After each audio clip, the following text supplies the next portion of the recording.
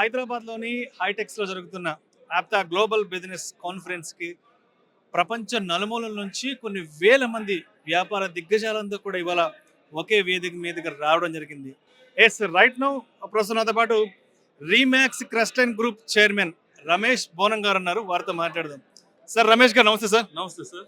Sir ఎలా అనిపిస్తుంది మన హైదరాబాద్ నగరంలో ఇవాళ ఆప్తా గ్లోబల్ బిజినెస్ కాన్ఫరెన్స్ని ఇంత పెద్ద ఎత్తున జరుపుకుంటున్నాం కదా? సో ఇటువంటి ప్లాట్ఫామ్స్ని వ్యాపారంలో ఎదగాలి అనుకున్న వాళ్ళు ఏ విధంగా ఉపయోగించుకోవాలంటారు అసలు? ఓకే అండి, నేను 21 ఇయర్స్ సౌత్ ఆఫ్రికాలో ఉండి వచ్చాను. సౌత్ ఆఫ్రికాలో ఇలాంటి కాన్ఫరెన్సెస్ చాలా కామన్ ఫర్ నెట్వర్కింగ్ పర్పసెస్. ఇక్కడ ఎందుకు ఉపయోగించుకోవాలంటే ఏ ఎంటర్ప్రినర్కైనా నెట్వర్క్ అనేది వెరీ వెరీ ఇంపార్టెంట్. మనం ఏం చేస్తున్నాం అనేది ప్రపంచానికి చెప్పడానికి ఇది ఒక వేదిక అని నేను అనుకుంటున్నాను.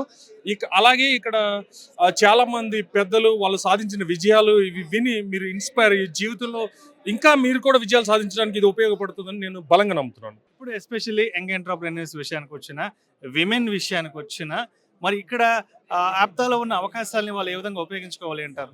ఇండియాలో స్పెషల్లీ ఇండియాలో ఉమెన్ ఎంటర్ప్రినర్స్ పెరగాల్సిన అవసరం చాలా ఉంది. సో అంటే మనకి కల్చరల్ ఇది కానీ లేకపోతే హిస్టారికల్గా కానీ ఉమెన్ బిజినెస్లోకి రావడానికి కొంత సొసైటీలో అంత హెల్పింగ్ ఇది అనేది లేదు.